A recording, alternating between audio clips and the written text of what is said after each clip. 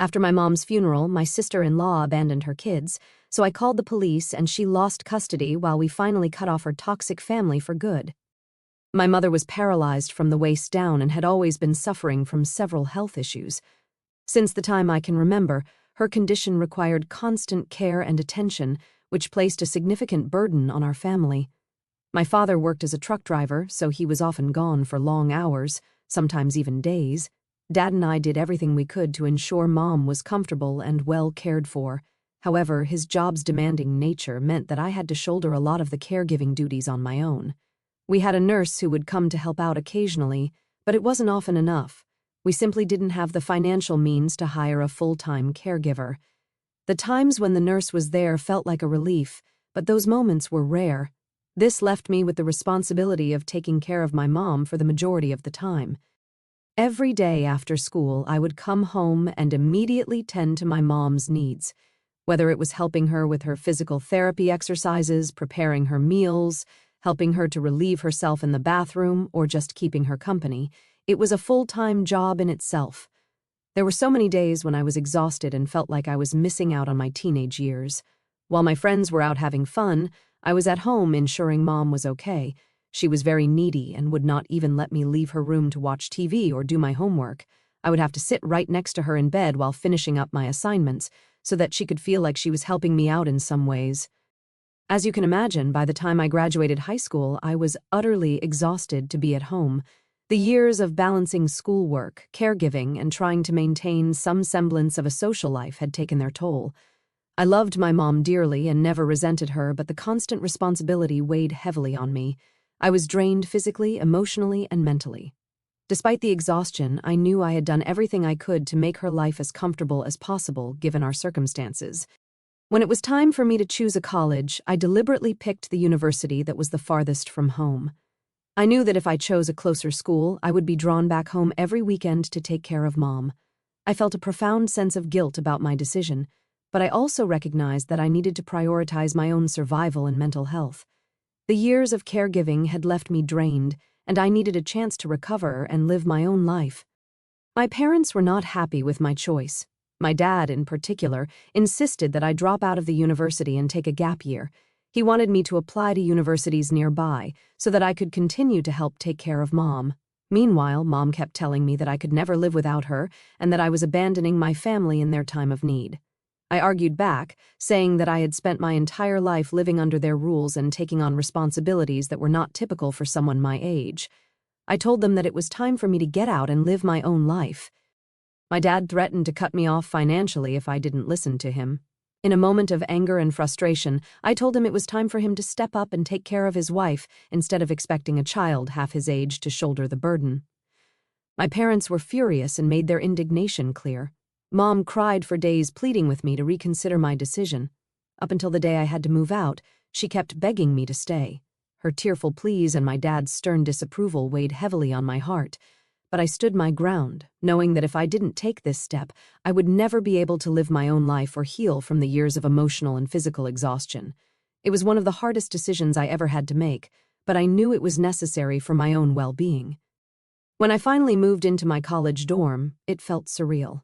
I couldn't believe that I was finally free from the responsibilities that had defined my life for so long. The dorm room, with its simple bed, desk, and closet, symbolized a new chapter. I was overwhelmed with a mix of emotions, relief, excitement, and a touch of sadness for leaving my family behind. During college, I tried my best to stay in touch with my parents. My dad, however, always resented me for leaving. Our conversations were often strained, filled with underlying tension and unspoken accusations. He couldn't understand my need to get away, and he held on to his bitterness.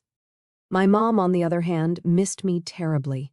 Over time, she began to understand that I had no choice but to leave. She realized that I needed this break for my own well-being because I had to take care of my mom from such a young age. I made the decision quite early on in my life that I never wanted to have children, and my mind has never changed. My entire childhood and teenage years were spent taking care of an adult, and I felt I didn't have the mental and emotional capacity left in me to take care of anyone else in the future. I was always clear about this choice with every guy I have ever met. For a long time, I chose to remain single rather than date men who, despite knowing my decision to remain child-free, would hope that I would eventually change my mind. When I didn't change my mind, they would get angry, saying how women were supposed to have children and that it was ungodly of me to deny them. Their reactions reinforced my decision to stay single. I refused to let them pressure me into a life I didn't want, and I was determined to find someone who would accept me for who I was, without the expectation of motherhood. This is why, when I finally met James, who didn't want children just like me and instead wanted to travel the world, it felt like a match made in heaven. From the moment we started talking, I knew he was different. James shared my passion for travel and exploration, and also my firm decision not to have children. He told me that he had undergone a vasectomy a long time ago because he was sure he never wanted to be a father. It was such a relief to find someone who was on the same page as me. Besides our shared interest in remaining child-free, James was kind, helpful, and intelligent. His spontaneity matched mine perfectly, and together we could just up and travel anywhere we wished. With James, I've been to over 20 different countries. Our adventures have taken us from the bustling streets of Tokyo to the serene beaches of Greece, and each journey has been an incredible experience. Now, don't get me wrong, we're not rich, and neither do we come from wealthy families. However, because we don't have children and both of us are adaptable adults, we've been able to keep our priorities straight. We prioritize experiences over material possessions, and we live frugally when necessary to save up for our next trip. Our love for travel and our commitment to living a child-free life have brought us closer together.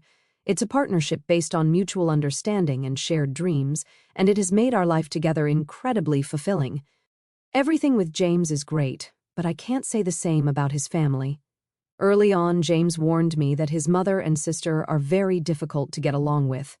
He shared multiple stories about how these two women have always judged every girl he has ever dated, never really approving of them. Over the years, his family has been consistently judgmental and always had an opinion about his lifestyle. James enjoys being a free spirit, embracing spontaneity and adventure, but his family has always wanted him to settle down and have a traditional job. This clash of values has been a significant source of tension between them. The situation escalated dramatically back when James decided to get a vasectomy. His mother, Vinnie, was furious when she found out. She was so angry that she stormed into his workplace and yelled at him in front of everyone, expressing her shame and disappointment that he did not want to become a father. She told him she was ashamed to have given birth to a son like him. That incident was a turning point for James. The public humiliation and the lack of respect for his personal choices made him realize that he needed to distance himself from his family. Since then, he has reduced his contact with them as much as possible. While he still loves his family, he understands that their constant judgment and disapproval are toxic to his well-being. James's decision to minimize contact has allowed him to live his life more freely, but it also means that there is an undercurrent of tension whenever family matters arise. James's mother did apologize to him several times after the vasectomy incident, which is why eventually he agreed to let me meet her. I was quite well prepared for the encounter, having grown up with pushy parents myself. James's mother, Vinnie, was exactly as I had imagined, short-tempered and very malleable. In our first meeting, she immediately had opinions to share about my red hair color and the tattoo on my forearm. She didn't hold back her judgments, making it clear that she wasn't impressed. When she asked about my parents, I told her about my mother's disability. Vinnie then made a shocking comment, asking if that was why I wanted to marry James, so he could help me take care of my mom. I was taken aback, especially since James hadn't even met my mother at that point. Besides, why would I need to marry a man to take care of my mom? Her ridiculous words made me laugh out loud. Vinnie didn't like that at all and said she found my laughter very insulting. I didn't care and just kept eating my food without apologizing to her. Over the years, our relationship has never improved, but I've never sweat about it. I let her do her thing and I do mine. Her opinions and judgments don't affect me, and I maintain a polite but distant relationship with her. However, the main villain in my life isn't my mother-in-law, since I can pretty much handle her. It's actually my sister-in-law. She has always hated the fact that I don't want children as much as James. She had always expected her brother to meet a woman who would eventually change his mind and force him into becoming a father. Instead, James met me, who shared his interest in not having kids, and this infuriated her. When she found out that we both wanted to remain child-free, she asked me what the purpose of my life was. I told her that my purpose was to live my life just like every other person, doing the things I wanted to do. However, she argued, questioning the point of God giving me a uterus, as if the sole purpose of a woman is to become a breeding animal. I responded that just because one has a uterus doesn't mean they have to use it, and that people who don't want to have children shouldn't be forced to take on kids they can't manage. Nothing would damage a kid more than having parents who don't know how to take care of them.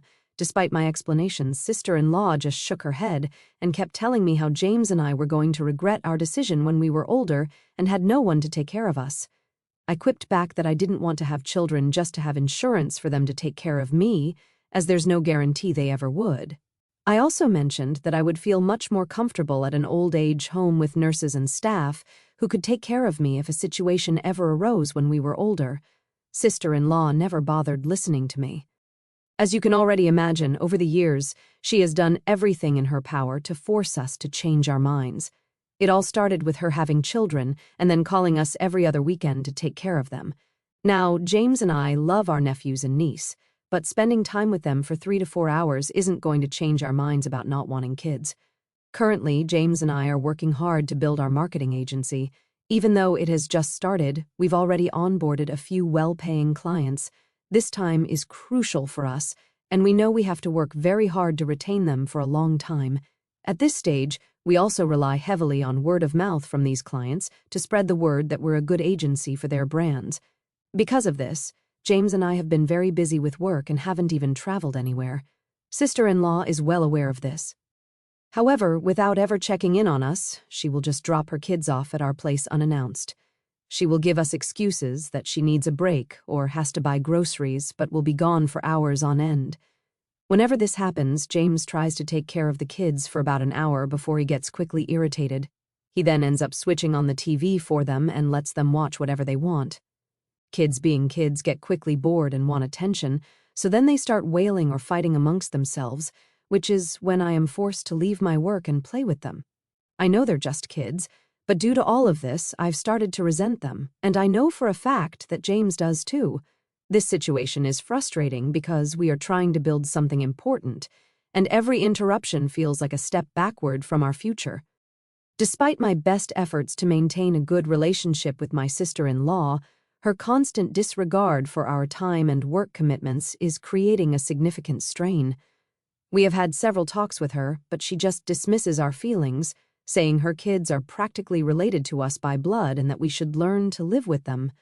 This is why for the past 2 months, James and I have been escaping to cafes to work just to avoid his sister's unannounced child drop-offs. Whenever she would show up at our place, we tell her we were out meeting a client or had an important meeting that day. This way, we knew she couldn't leave the kids with us any longer. Of course, my sister-in-law would get furious that we were unavailable and would demand we come back home, but James would argue back, insisting she needed to watch over her own kids instead of pushing them onto us all the time. Later, my mother-in-law would call James to reprimand him about not helping his sister enough and how difficult it is for her to be a parent of 3.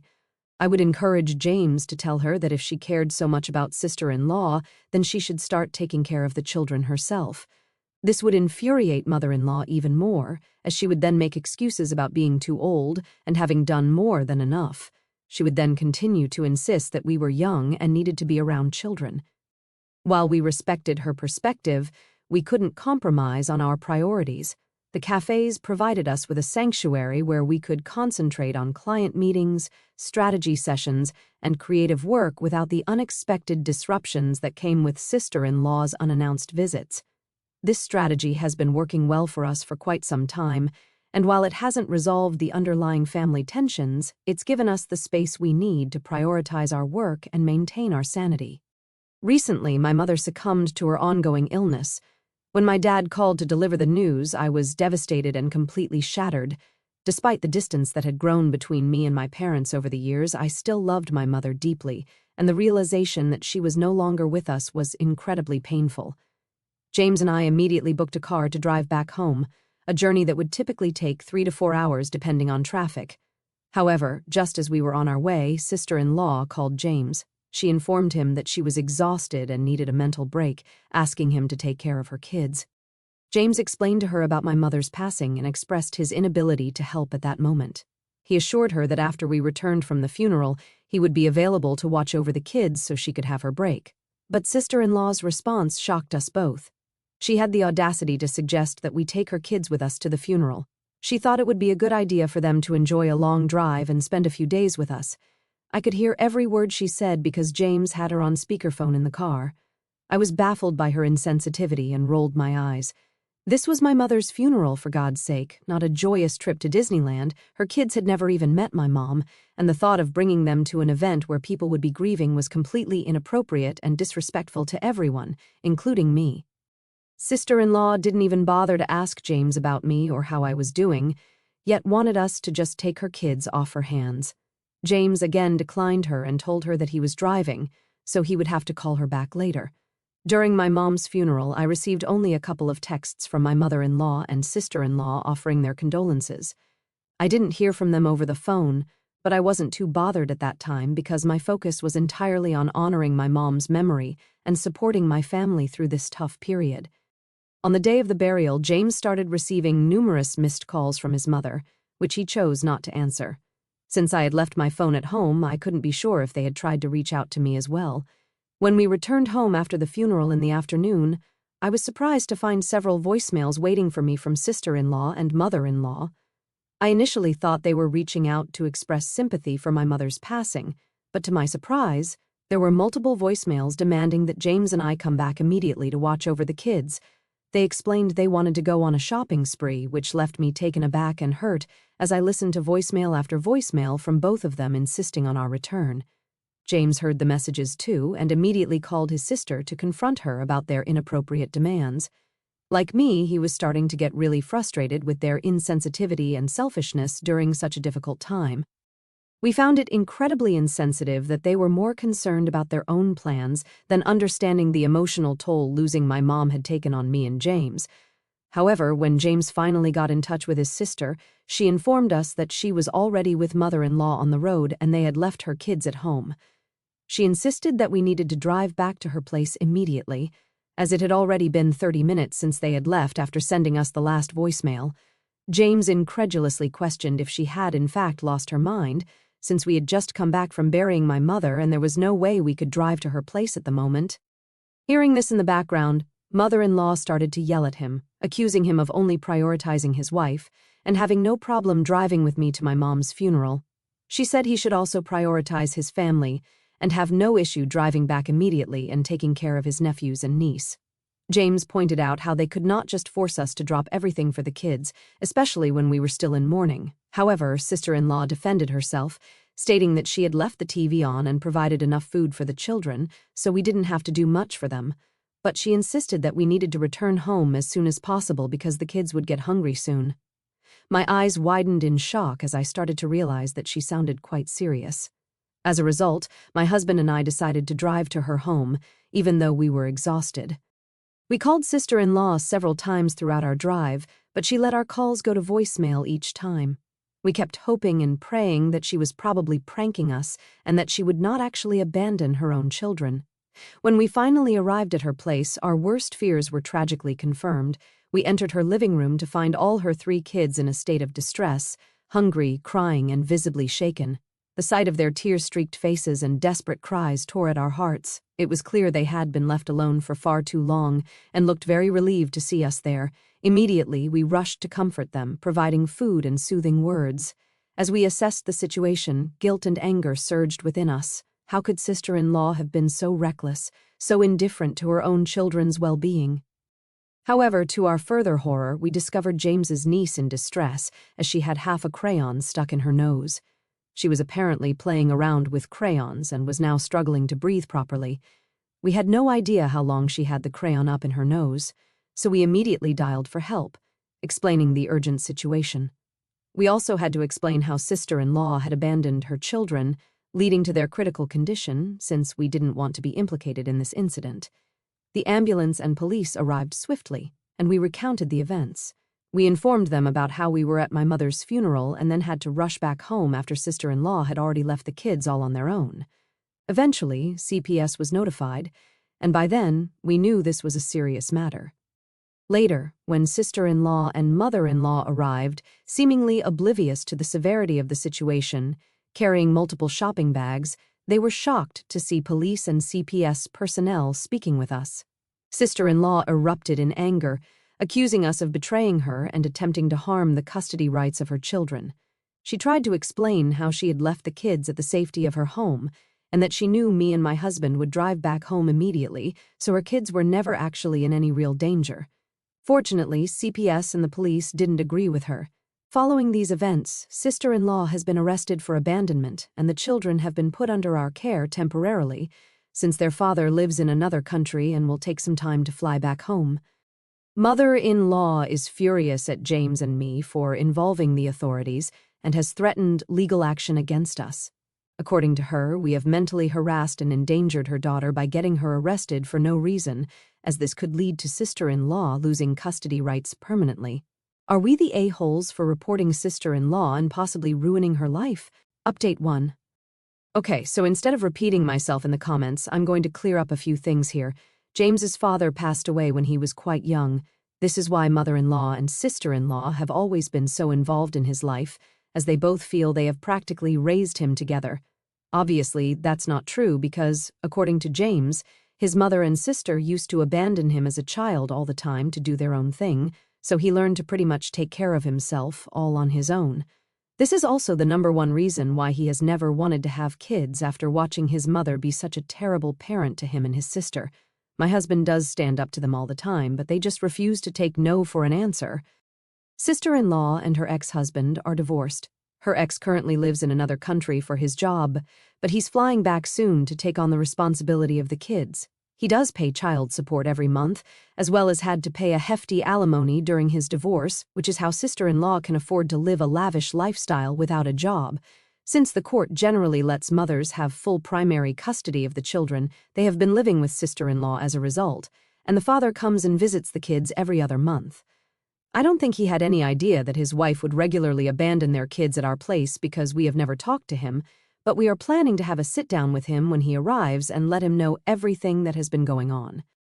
As of now, the kids are doing okay with us. They don't look traumatized, and we are doing our best to take care of them as much as we can.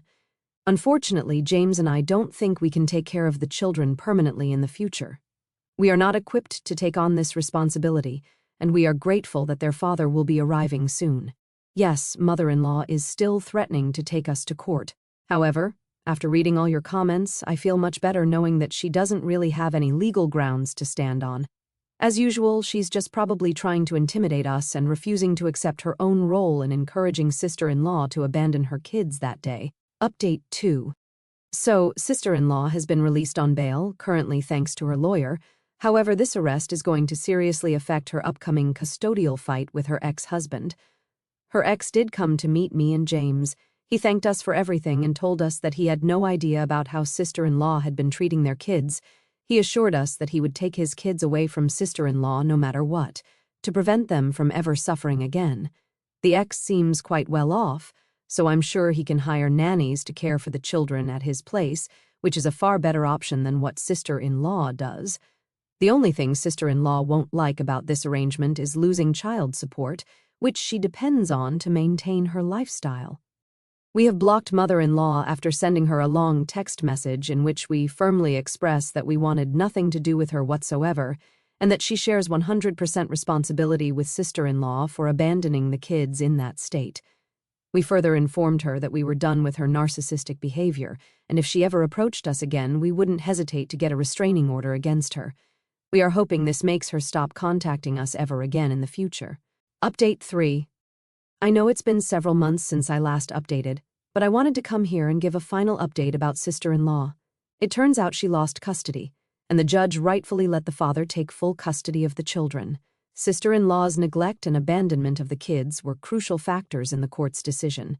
During the custody battle, several witnesses, including us, testified about the conditions we found the children in and sister-in-law's irresponsible behavior. I also testified about the multiple times sister-in-law would drop off her kids at our place and practically force us to take care of them. In the end, the judge deemed it in the best interest of the children to be under their father's care, given his stable situation and commitment to providing a safe, nurturing environment. On the day of the court ruling, sister-in-law told me and James that we had no right to involve the authorities, and that all we had to do was keep our mouths shut and take her children to the hospital if one of them needed any medical attention. She called me several insulting words and accused me of being jealous of her. James told her that this was probably the last time we would ever be in the same room together and threatened to take legal action against her, just like we had given the same warning to mother-in-law. Fortunately, over the past few months, the children have adjusted well to their new living arrangements with their father. They are finally surrounded by the love and support they deserve. We video call the kids every weekend. James and I are very relieved that they are now in a stable, caring environment, free from the neglect they experienced before. As for everyone asking about my dad, he's doing okay. Since my mother's passing, I've been reconnecting with him more often. It's been a process of healing and rebuilding our relationship during this difficult time.